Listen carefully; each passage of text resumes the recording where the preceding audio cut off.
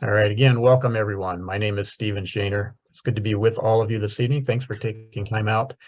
As we go through the moments of truth in the club success plan, be thinking about that concept of quality clubs and what that means.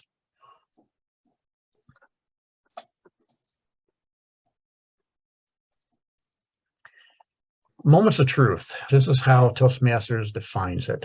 A moment of truth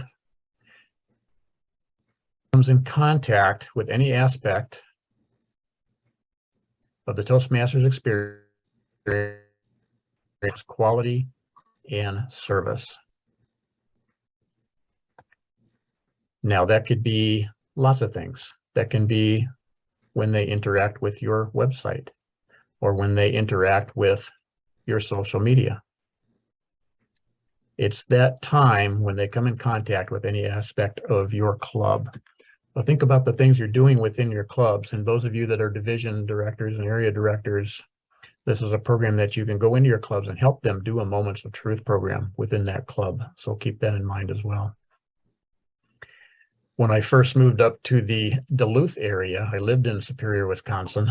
All of my clubs were in Duluth, but there was a club in Superior, Wisconsin. And it was a block from my house. They met at the technical college there in Superior, and I lived a block away. I checked out on the Toastmasters website, and they met on Wednesdays.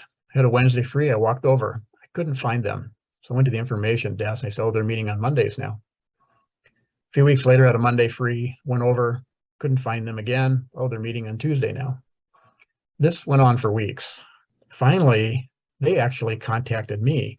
They were disbanding the club and asked if I would like to take their lectern, their gavel, and a bunch of manuals that they had. I said, sure. They said, we're having our final meeting next Tuesday. Could you be there? I said, sure. So I walked down on Tuesday, couldn't find them, wanted the information. Well, they had that Monday that meeting last night. So I never did find this club. So make sure that your websites, I was like, no wonder they were folding. Nobody could find these people. But make sure that the information that you have on your website is accurate so that people can find you. Make sure that the contact information is correct. Just make sure all of that stuff is correct. It's very important. If you're doing social media, and this is corporate practice, make sure your social media is pointing people back to your website. You should have one source of truth, and that should be your website. So make sure that is up to date so that when a person is looking for your club, they can find your club, because that certainly is a moment of truth. Now I'm going to go over here and I'm going to show you where to find the Moments of Truth materials. So if you go to the Toastmasters website and you do a search on Moments of Truth,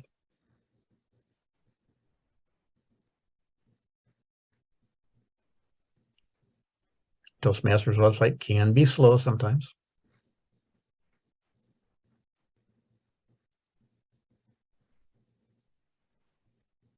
It can be really slow sometimes. Let me make sure I click that. Oh, there we go.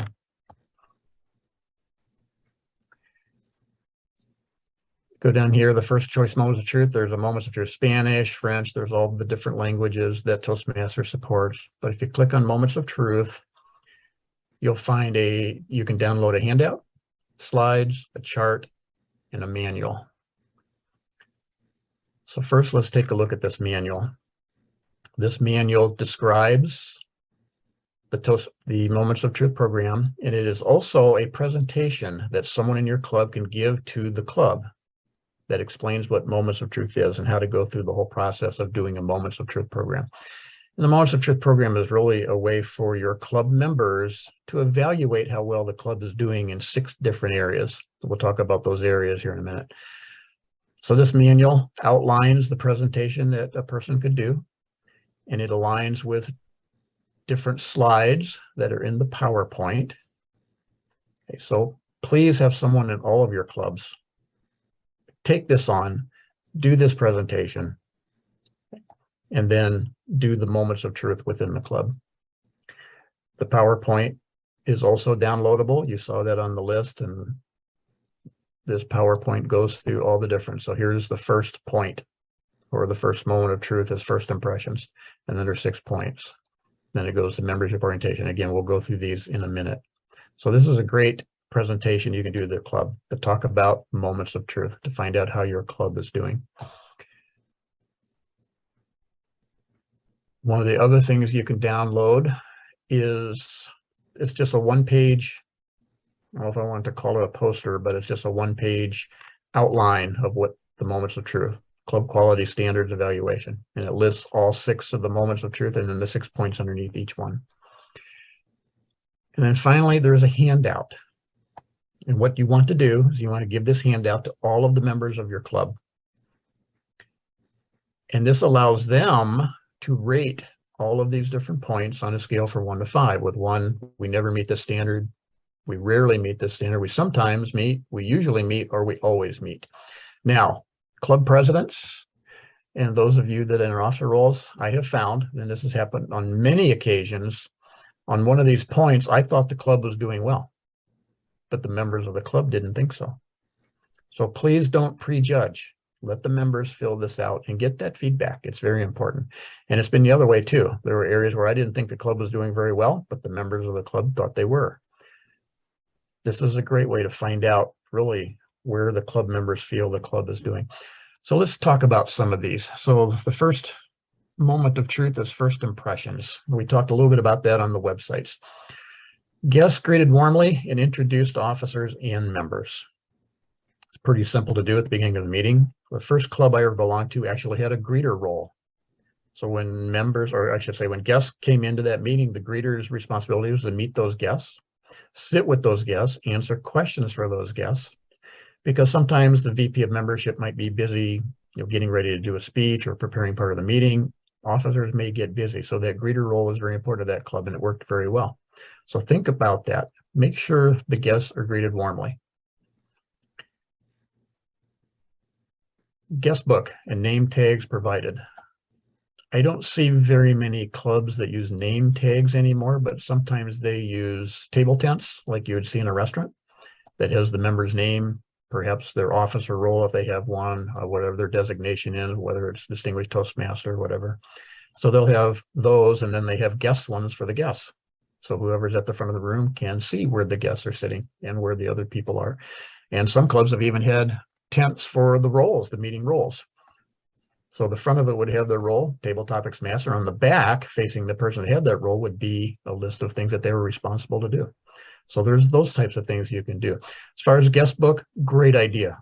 Have a guest book in your meetings and have guests sign it. Why? It gives you the opportunity to follow up. It also gives you the opportunity to let those people know when you're having an open house, or if you're having a celebration, maybe your club is celebrating 20 years. So it's always good to have that list of people that have visited the club, and some will become members, but it's always good to have all that information. And it's great to keep for your history of the club as well.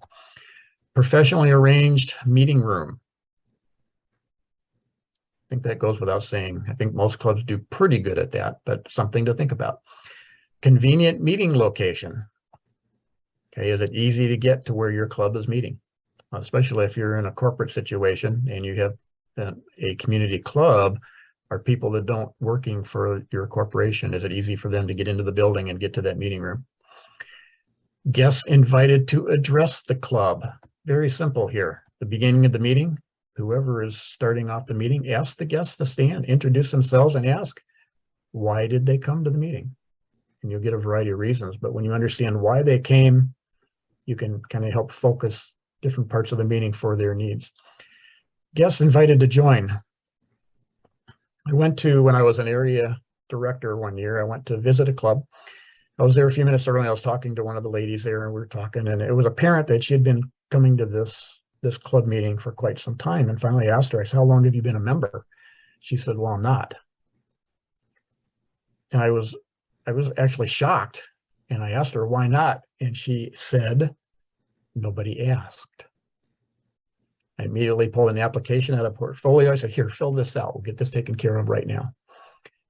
Just ask. At the end of the meeting, they came, they took time. Just simply ask them, hey, we would love to have you become a part of our family here in Toastmasters. We'd love to hear your stories. We'd love to use your skills so that we can all grow. It's just a simple invitation. make sure you're doing that and the person isn't coming as a guest for week after week after week. Let's move on to membership orientation. Formal induction, including presentation of membership pin and manuals where needed. Some people are not doing the electronic pathway, some are doing manuals. Are you doing a formal induction? Are you presenting them with membership pins? Something to think about. Assignment of a mentor, and I think this is so key, especially with pathways. We need to get these new members, somebody signed up as a mentor that can sit down with them, show them how pathways works. I've done this several times and it works so well. And I generally will sit down with this person on Zoom, however long it takes. I introduce them to the education program. I introduce them to pathways. I help them go through the process of selecting a path. And then I sit with them as they go through the icebreaker project and answer any questions. Usually at that point, they can run on their own with pathways, but it's so important that we get them a mentor right away, get them enrolled in pathways and get them rolling so they can get that icebreaker done and start doing some things. Education programs and recognition system discussed, very important. Are there learning needs discussed? Now, if I was to ask all of you to unmute and tell me why you joined Toastmasters, how many do we have in the room? 16. I'd probably get 16 different answers. Some of them may be similar, but every time that I have done this, I've gotten different answers. So if this group of 16 people here joined for different reasons, how about the members of your clubs? Do you know why they joined? If you've got 20 members in your club, I almost guarantee you'll hear 20 different responses when you ask that question. We need to know why they are there. And then we need to help them reach those goals, whatever they are. There's lots of reasons people leave a Toastmasters. The number one reason is because their needs aren't being met. So we need to make sure we know what their needs are. Discussed accommodations for members with disabilities. This is becoming more common. I can remember my original club, we had a blind person in that club. So for timing, we had to use some audio signals for timing when that person was speaking. We also had to have somebody that could escort them up to the lectern when they needed to be at the lectern. So be thinking about that and maybe have some ideas in place prior to actually getting somebody like that to join so you're ready for them, especially if they might be a guest and you're ready to handle that. Speaking roles are assigned and members involved in all aspects of club activities. So whatever club activities you have going on, make sure all members are involved and try and get all of them participating. Fellowship, variety, and communication. Guests greeted warmly and made welcome. We talked about that already. Enjoyable and educational meetings planned. Okay, how do we make them enjoyable? There's lots of different ways. District 6 used to have a cookbook, and I think that's still out there on their website. It might be on the District 106 website. And the cookbook was just a book full of different meeting ideas, different things that you could do. Have a theme for your meetings and let the Toastmaster decide what that theme is, and then have a word of the day associated with the theme, have table topics associated with the theme, and that makes them a lot more fun and enjoyable. Regularly scheduled social events. It's been tough the last couple of years, hasn't it? Have any kind of social event, but you can still get on Zoom and have social event. There's a whiteboard on there. I mean, you can play Pictionary, you can do team building exercises, all kinds of things you can do to have social events online. Now that things are loosening up a little bit, we have more opportunities to get out and do social events with other people. But try to get something scheduled regularly. Members participate in area, district, and international events. If we can get them to one activity outside of the club, one type of meeting, usually they'll go back for more. I joined Toastmasters on a Monday. It was in February. On that Saturday, there was a TLI. My wife was out of town, so I went, and I had a great time. When the next TLI came in July, I missed it because I didn't know about it. When I asked the club president, I said, were you aware of this? She said, yes, but nobody ever goes to those things, so I didn't bother telling anybody. So area directors, pay attention to that. When I became an area director, When I communicated those events, I communicated with all 7 officers in the club, hoping that at least one of them would share that information with all the club members. Now, my boss had never been. We joined Toastmasters on the same day, but he had never been to one of those events. I tried for years to get him to attend something, and I finally did. I got him to attend the TLI on a Saturday. He was so excited afterwards on Monday in the club meeting, and I had moved. I was 160 miles away now. But he called me, he says, will you call into the meeting? I said, sure. And he gave a speech about everything that happened at the TLI. He was so excited, and he never missed a district event after that. He was attending TLIs. He was attending all our conferences. He became an area director. He won area director of the year that year. He became the district photographer. If we can get them to one event, usually they'll go back for more. So try to get the members participate in those area district and international events. Inter-club events encourage. I've seen this happen a few times, and it can be fun. That's where 2 clubs get together and have one meeting. And some of the people from one club have roles, some of the people from another club have roles, speakers the same way. And those can be fun. It's not something you do all the time, but maybe once a quarter, once every 6 months, work with another club and have an inter-club meeting. They are fun. Club newsletter, website published and updated regularly. We talked about the website already. Some clubs do a newsletter. One of the clubs down here in Tennessee, they put out a monthly newsletter that's done very, very, very well. Other clubs don't. It's for your club to decide. Almost all clubs have a website, and that really does need to be kept up to date. Moving on, program planning and meeting organization. Program and agenda publicized in advance.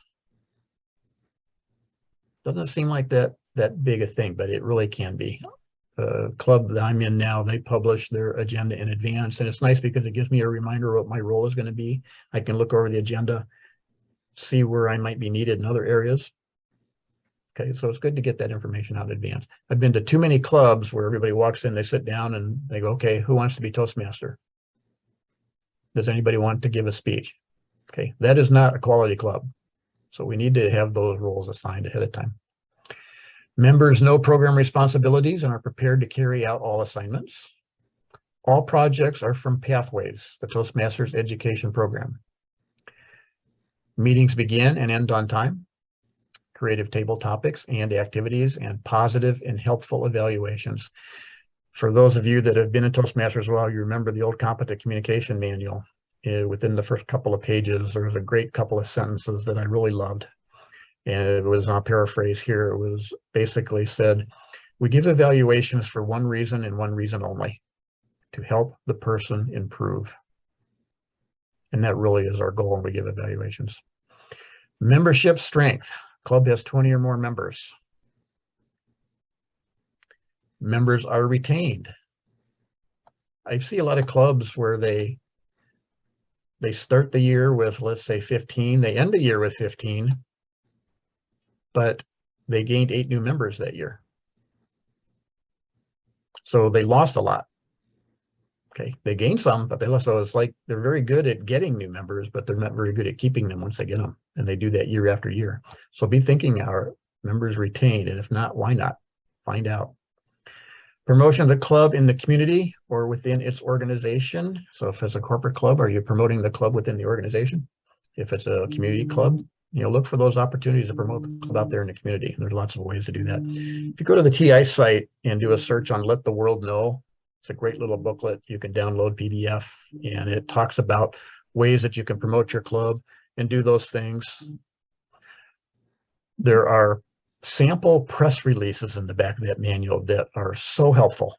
So if somebody in your club won a speech contest or completed a Distinguished Toastmaster Award, try and get that information out there in the local newspaper. They sometimes do that kind of stuff for free, or public information. And if people out there in the newspaper read it and it goes, oh, speech contest, wonder what that's all about. So you never know. Club programs, very exciting. We talked a little bit about that already. Toastmasters sponsoring new members are recognized. When a new member fills out an application, there's a spot there for them to fill out the sponsoring person, whoever invited them or whoever, whatever. And if we have some of those people, recognize them. Regular membership building programs. There are 3 official ones in Toastmasters. We're in the middle of one right now. It's called the Smedley Award. Okay, and it's in August and September. And if your club gains 5 new members in August and September, you get a little Smedley Award ribbon for your banner. The next one is in March and April. Nope, February and March, sorry, February and March, and that is Talk Up Toastmasters. If your club gains 5 new members during those 2 months, you get a little ribbon for your banner. And then finally Beat the Clock in May and June. And again, 5 new members during those 2 months, you get a little ribbon for your banner.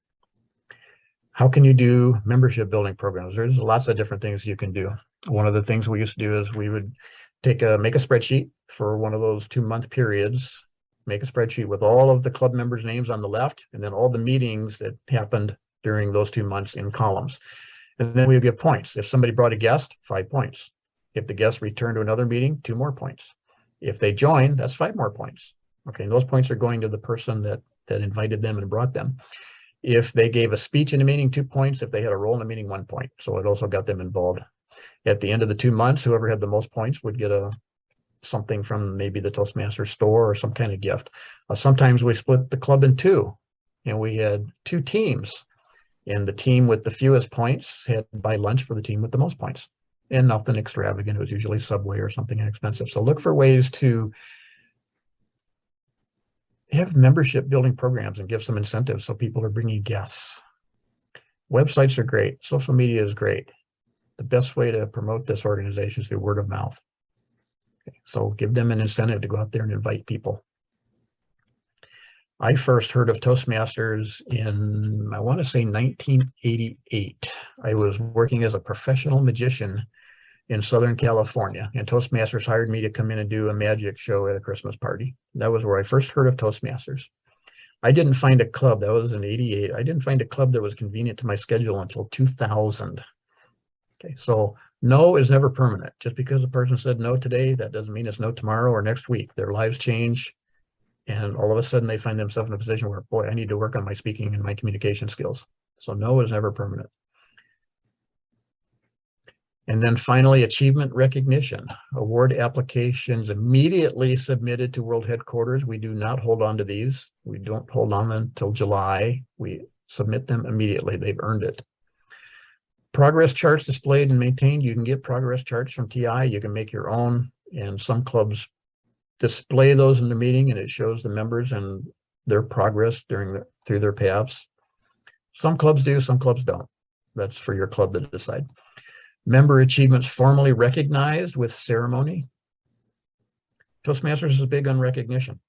Okay, so if people are accomplishing things, make sure they're recognized. If they complete a level, they get a certificate, present that certificate to them in a meeting. If they complete a path, same way. Club, district, international leader is recognized. Club and member achievements publicized. Again, if your members are achieving things, publicize them in your corporate newsletter, out in the community, wherever you can do that.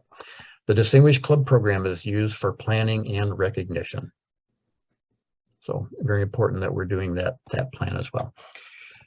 So we hand this out to every member of our club, and we have them rate, again, 1 through 5 on all of these different points. Now here is one way you can do it. This is the way I've done it. This is a club that this has been a few years ago. So I have all of the points, and then these columns. Okay, so person 1, they're all their ratings. Person 2, 3, 4, 5, and we had 7 people give feedback during that. I then totaled it, got an average. Okay, so anything that was 4 and above, I marked with green. Anything that was 3 to 4, I marked in yellow, and anything that was below that is a red. So you can see this club had some things they needed to work on. Okay, quite a few things they needed to work on. Now, I don't know how many reds there are here, but please do not try and solve all of these. Get together as a club, give these results back to the members, okay, so they see what's going on. And then as a club, decide 1, 2, or 3. What are we going to improve? What's the most important? This particular club, as I recall, they decided assignment of a mentor was something they needed to work on. learning needs assessed was something to work on. And there was one other one that they worked on, and that was working on making sure they retain members. So those were the three that that club decided to work on. They did that. They increased all those numbers. It was about roughly 6 months later, they did Moments Truth again, and all those numbers were up in the green. Fortunately, all of the ones that were in green stayed there. We certainly want to do that. So then they looked at some others that were in the red, and they worked on those. So please don't try and, if all 36 of these points are red, please don't tackle them all at one time. Pick 1, 2, or 3. Used to have, my boss's boss used to say, I want all your employees to have 12 high priority goals. I said, no, if they have 12 high priority goals, they have none. So we pick 1, 2, or 3, and we work on those and bring those up. And this can be done. And that club, within a couple of years, started being distinguished every year after that, because they kept doing this program, Moments of Truth, over and over, and they kept looking at where they needed to work, and they did the work, and they brought those numbers up, and they were a quality club. Quality clubs tend to be successful. And when you add a club success plan into this, that really helps them to be successful. And we'll talk about that here in a minute. First, though, I would like to stop my share and just see if anybody has any questions on the Moments of Truth program and how I've laid that out.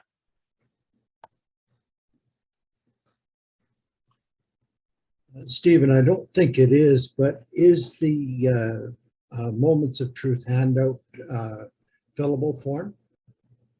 Yes, it is. Is it? It's a fillable PDF. Oh, good. Thank you. Yeah, and we've done it both ways. When we were meeting in person, I've handed it out hard copy, but since COVID, we've been doing everything on Zoom. We've done it, where I've just emailed them the form, they fill it out, and they email it back. So, thank you. Mm-hmm.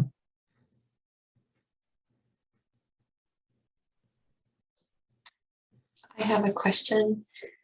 Is there a way that you could share that form with us that you made that rated it from green, yellow, and the other colors? Is there a way that you could share that with us?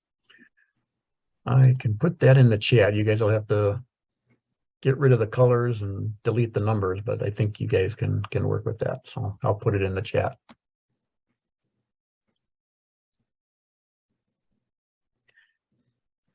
Well, it won't let me put it in the chat while it's open, so I'm going to close it.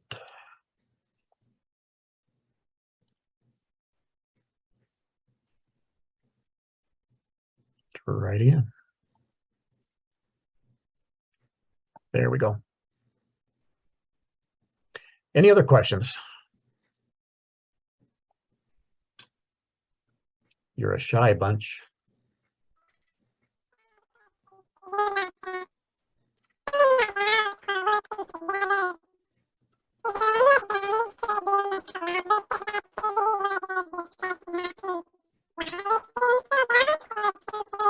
Hey, Bert, your audio, you sound like Mickey Mouse. Your audio, was that you, Bert?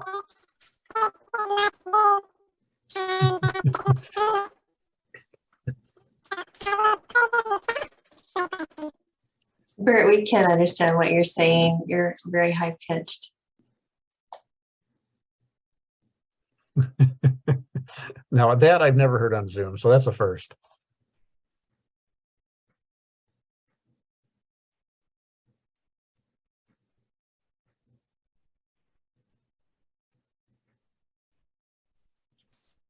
Maybe you can type it in the chat.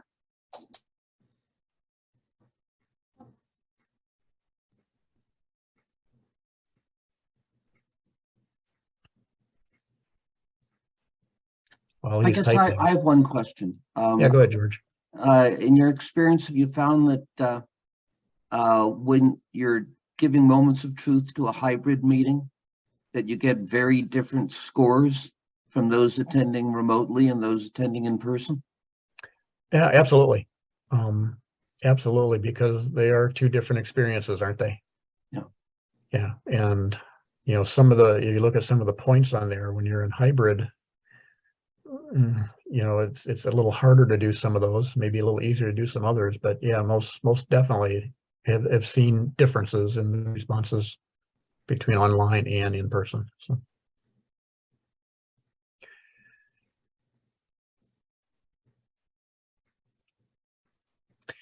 Okay, so Bert, is there any advantage to discussing negotiating scores as a group or individual response only? I've always done it as a group. You know, it's the club members are giving us the feedback. Okay, so we take that information back to the club members, say, here's how we stand. And sometimes, you know, there'll be some discussions about, you know, well, wait a minute, we shouldn't be that low in this area. And we have a discussion about that, you know. And other times we shouldn't be this high. Why are you guys saying this? So we have some good discussions, but I think that's good for the club, you know, so that the members are interacting. They say, okay, here's the ones we really think we need to work on. And we come to a consensus on that and we work on those. And it's helpful. It proves to be very helpful for the club and really gets them going down that road to being a quality club. I had, when I first moved up to Duluth, there was a club that had 27 members and there was a club that had 6. I decided to join the club that had 6. And it was a struggle. They were a struggling club. If we had 4 in a meeting, that was a good week. Went to a meeting one week. I was scheduled to be the table topics master. We had a Toastmaster, we had a speaker, and we had an evaluator. That was pretty much it for roles. And we had 3 guests. Toastmaster introduced the speaker. After he was introduced, he got up. He opened up his laptop case, pulled his laptop out, started booting up. He pulled out an overhead projector, started connecting that up. And he spent about 15 minutes trying to get his laptop and his projector to work. And then finally he said, well, this isn't working. We'll save this speech for another time. I'll go ahead and do some table topics now, even though I was the table topics master. Do you think we ever saw those 3 guests again? No, we didn't. Now, fortunately, we were able to build that club up to about 50 members at a short time after that. But those are the kinds of things we need to think about when we think about quality clubs. Are the things we're doing in our club meeting quality? If somebody is holding 3 or 4 roles, I guarantee you they're not going to do any of them in a quality way. Okay, so if it means you don't have an accountant or a grammarian in a meeting, that's okay. It's better that a guest comes in and sees every person in that meeting doing one thing in a quality way than seeing them trying to do 1, 2, 3, 4, 5 things in a non-quality way. So think about that as well. It's okay to skip a role here and there if you need to. And I've struggled with that. I've been assigned, you know, especially if you're timer, you know, and then you're table topics master. You know, those are 2 tough things to do at the same time. And when you're on Zoom being a timer and you're trying to do other roles too, it's next to impossible. So be thinking about those things as well. Any other questions on Moment of Truth? Use this program, and those of you that are area directors, go into your clubs and help them use this program. Okay, we can do our area director visits, and those are great. But if you look at that area director visit report, what are the 6 points that are covered on that report? Okay, those 6 moments of truth that we just went through, aren't they? Okay, so you can see where this Moments of Truth program is important. And it really helps you come up with goals, things that you should be focused on. And perhaps you have a goal for each of the officer roles, you know, one for the education, one for the membership, one for PR. You know, that works out really well. Okay, let's talk about club success plan.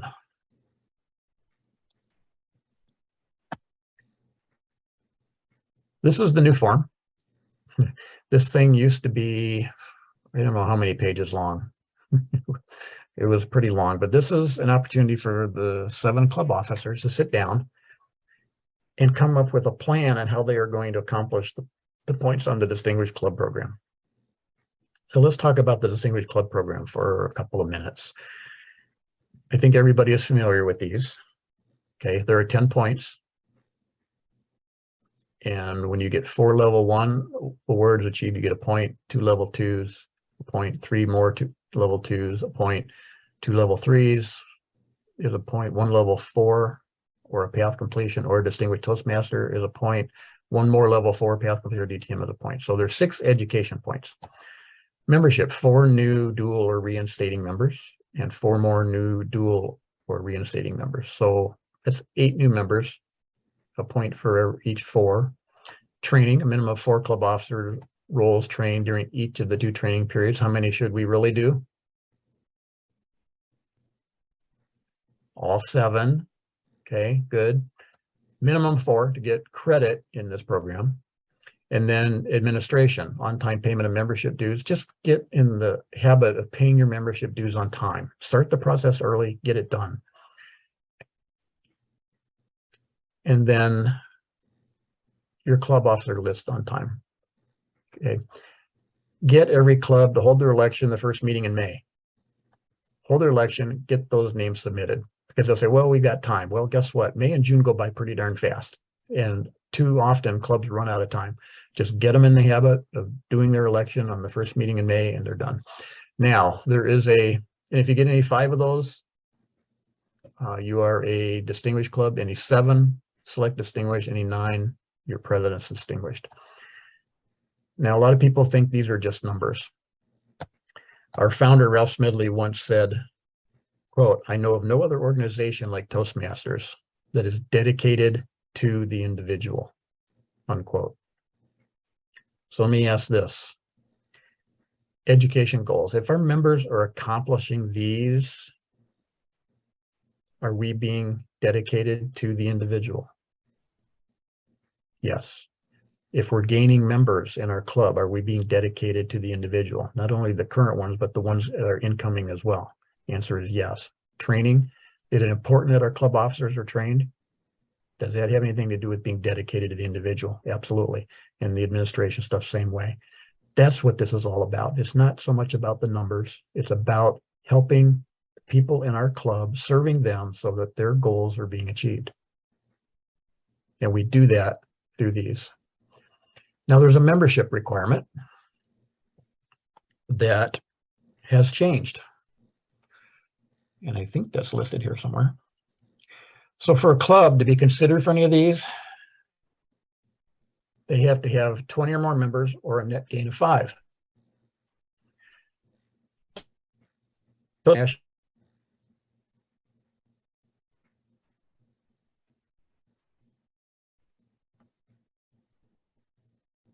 You guys still hearing me? Yes. Yes. Yes. Okay, Zoom just did something really strange. Never seen that before either. So let's go back over here. Anyway, Toastmasters has come up with an interim distinguished club program. Okay, in order to be considered for a distinguished status, your club must have 20 or more members or a net gain of 3. Okay, and that is an interim distinguished club program for the next 2 years. It is in effect this year. In fact, if you go out to the TI website, look at your DCP on the website, you will see that you only need a net gain of 3 in order to be considered for a distinguished club, and if you meet those point goals. So that's good news. For the next 2 years, we have a little bit of leeway there. We only have to have a net gain of 3 instead of 5. So that's a great opportunity. So as we look at this distinguished club program, as club officers, you want to sit down and you want to fill this document out. And this is basically, how are we going to accomplish being distinguished this year? And then, of course, whatever goals came out of that Moments of Truth exercise can be added in this as well. Okay, so club executive committee values. What are the values of your executive committee? So you guys can decide that. Most clubs use the same 4 values that Toastmasters has. Okay, so you can do that, or you may add some, or you may come up with completely different ones. That's up to your committee to decide. Club executive committee interactions. How will decisions be made? Okay, so decide this in advance. How are we going to make decisions? Are we going to do Robert's Rules of Order, or are we going to come up with another way of doing it? That's for your club to decide. How will the club executive committee resolve differences of opinion? Okay, again, how are you going to do that? And a lot of clubs just stick with the Robert's Rules of Order for that. You may come up with another way that's even better. That's up for your club to decide. How will the club executive committee be held accountable for its responsibilities? That's an interesting question. Can you see how defining these things early on in your term is going to help you maybe later on? Because I promise you, you'll probably run into some situation like, okay, how are we going to handle this? Well, if you've got it defined in advance, you'll be way ahead of the game. And then member engagement. When was the last time the club conducted a moments of truth? Okay, great question. On a scale of 1 to 5, how beneficial was it? On a scale of 1 to 5, how motivated are members to attend club meetings? How motivated are members to sign up for meeting roles? Okay, if your club scored 2 or less in the above 2 questions, what factors led to the club scoring itself? So, and you can get some feedback. The place on that handout for the moments of truth, there's a place for feedback, and you will get some feedback on some of those things too. So, what strategies will your club use to ensure members consistently attend club meetings and take roles?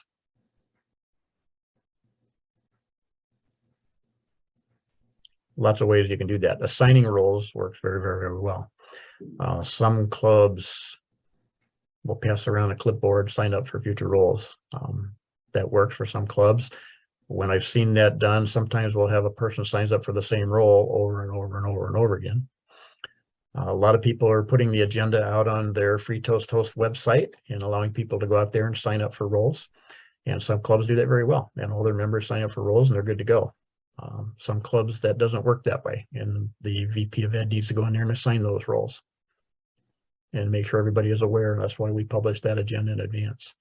Okay, so here's our education goals.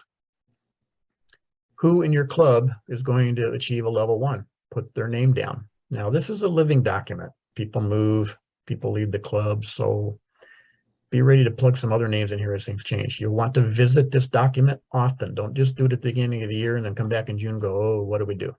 This needs to be looked at regularly. Every time you have an executive committee meeting, look at this document and change it as you need to. Goal number 2, who in our club is going to achieve a level 2? Who else is going to achieve a level 2 or a level 3, and then the level 4, the path completion or a DTM? Put some names in there, put some backup names in there. Okay, strategies and tactics. We're still in education goals. What obstacles keep members from completing projects? Maybe they don't understand pathways or they're struggling with pathways. Get them some help. What are some ways to motivate members to progress through the education program? Come up with incentives. Sometimes the districts have incentives for this kind of thing. The club can do the same thing. Help them, be there for them, coach them, mentor them. Education engagement. On a scale of 1 to 5, how familiar are members with the Pathways learning experience?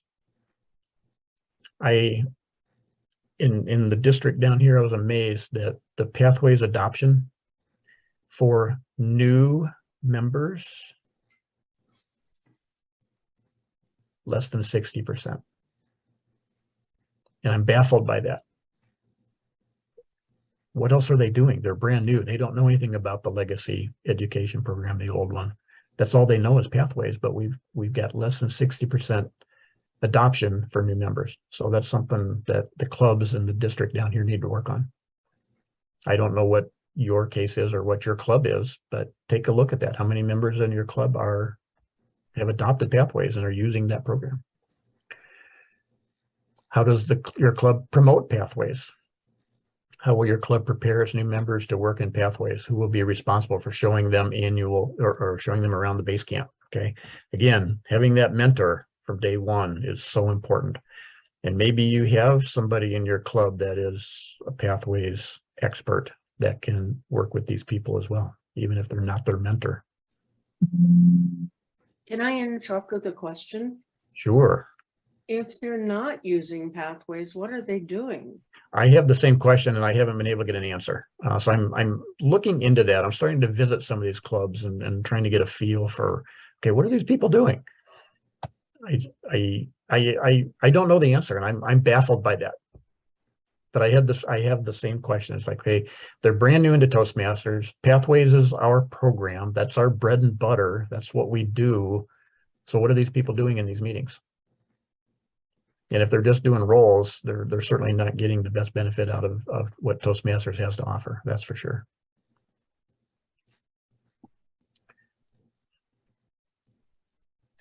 So defining these up front, especially, you know, who will be responsible for showing them around base camp, and maybe it is their mentor, but having an understanding of this ahead of the game is very important. Okay, now we go to the membership goals.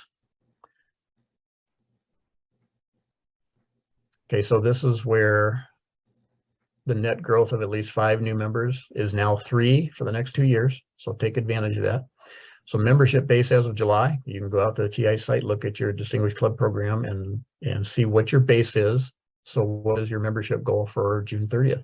So if your membership base is 15, okay, you can say your goal is 18. I would kick it up to 20 if it was me. You know, so, but you decide that. What is our goal? Then you have something to work towards. Okay, what strategies and tactics? Who is your club's plan to motivate current members to renew? Okay, that's your retention. And then what is your club's plan to gain new members? Well, we're going to have, you know, membership building contests or whatever it is. How are we going to retain? We help those people. We make sure we know their needs and we help them accomplish those needs. Training goals. Which officers will attend training during the 2 rounds, June through August, November through February? And then you check it off when they do. And then strategies and tactics. What are some ways to motivate officers to attend the officer training session?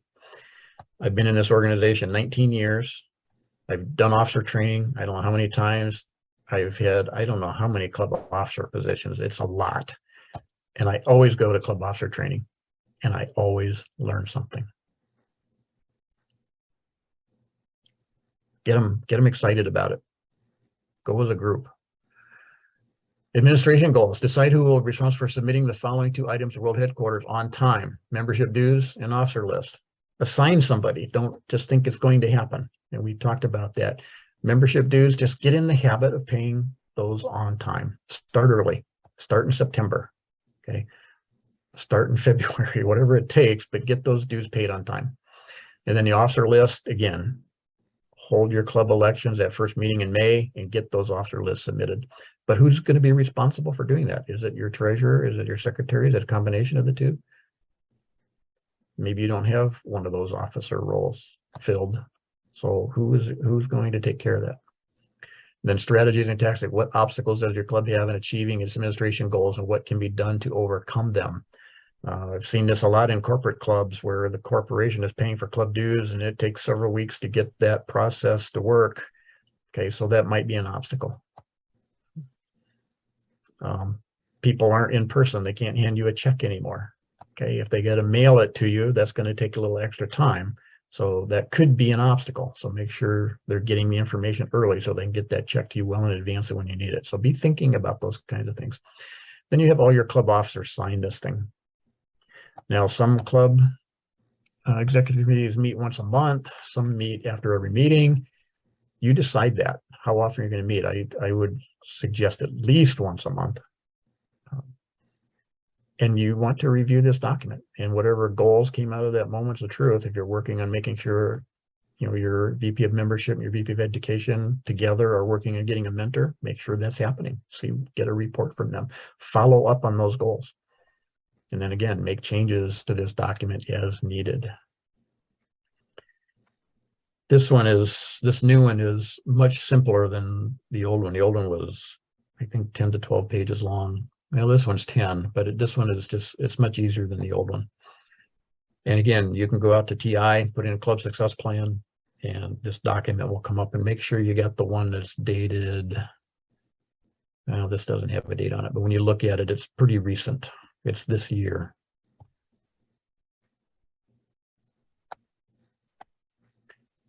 All right, any questions on club success plan? Can you see how doing a moments of truth and doing a club success plan can lead you toward having a quality club? And guess what? If you have a quality club, a lot of those other things will take care of themselves. You'll be retaining members because they enjoy being part of something that is high quality. You'll get new members because they'll come in, the guests will come in, they'll see a quality operation. I don't want to be a part of this. So if you start doing things in a quality way in your clubs, all these numbers and everything else will take care of themselves.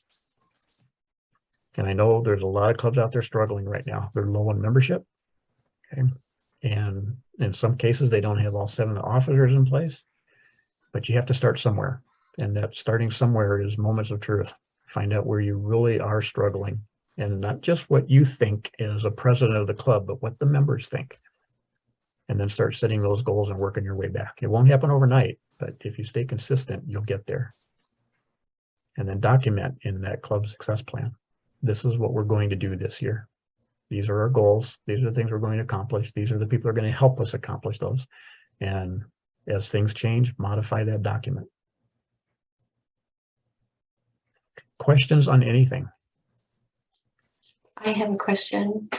When you're doing moments of truth, do you suggest doing that at a regular club meeting? And Yeah. you do? Yeah. I do suggest you have one of your officers, whether it's the president or somebody that you delegate to, you do that presentation with the PowerPoint, explain what it is, and then give them the handout. And then say, I need this information back in a week or 2 weeks or whatever kind of time frame you want to give them. Once you get all the information back, tabulate it, and then you go back into a club meeting again and say, here are the results. What are we going to do moving forward? Does that make Perfect. sense? Yeah. And again, that handbook for the moments of truth really is a presentation that you can use with the slides to do a presentation to your club members on moments of truth. And what does that do for your members? What are they going to think when they see a club officer coming forward and presenting this material? It gives them a sense of ownership. Give them a sense of ownership, but they're going to see, an officer that cares about this club and is wanting to move forward to improve this club. Okay, that will help retain people too.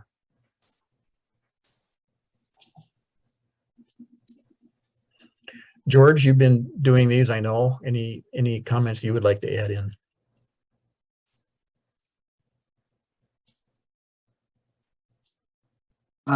Sure.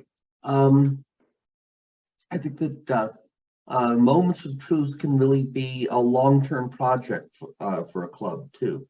I've been in one club especially where the results were all turned in at the end of the meeting to the club president, who then scheduled an officers meeting, and it was the officers who went through this first and came up with ideas of what to do, and then took that as a report that the officers gave to the club at the following meeting. And then very frequently, like about every other meeting, we would have an update, a report on any progress that was made in any of the goals. And that went on for most of the year. Very nice. That's a great way to hold those officers accountable, isn't it? And we talk them in the club success plan. How are we going to be held accountable for the things, for our responsibilities? I'm going to, I'm going to go back here and just show you at the bottom of the handout. Okay, this is the place where you lower the best practice chart and discuss the following questions with your team. What is the cause of this challenge? What can be done to address it? So the people filling out this survey have an opportunity to give the feedback. But then if you look at these next few pages, best practices chart. So challenges, guests are not showing up to visit the club, possible causes, and there are recommendations. So there are some recommendations and possible causes for a lot of these things on the Most Truth right here in this document. So be sure and look at that too.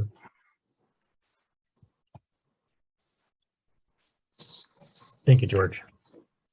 Stephen, I was going to bounce off of what George said. I was just visiting a club a couple weeks ago and they had their Moments of Truth meeting. I think they were going to have it for a half hour, but ended up being the whole hour. And a guest was there. And I thought, I'm not sure if that guest will come back.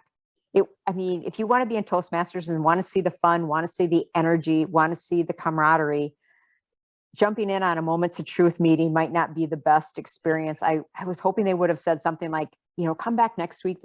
You're welcome to join, but this is not exactly Toastmasters. Sure. And there's a couple of things here there, and we have done that too, where, okay, this is not your typical meeting. this is something we're doing for the club. Please come back next week and see what it is we really do. That certainly works. The other option is you have a regular meeting planned. Okay, so if you have guests show up, you do a regular meeting. Mhm. Okay, and if they don't show up, then you can do your moments of truth. Or you can get everybody involved at a time that is not your normal meeting, get all the members together to do a moments of truth.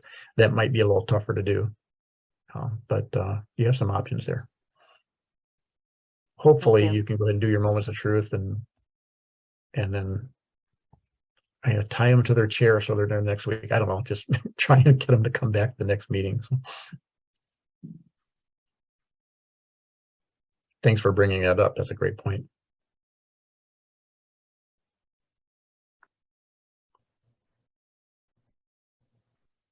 Any other questions?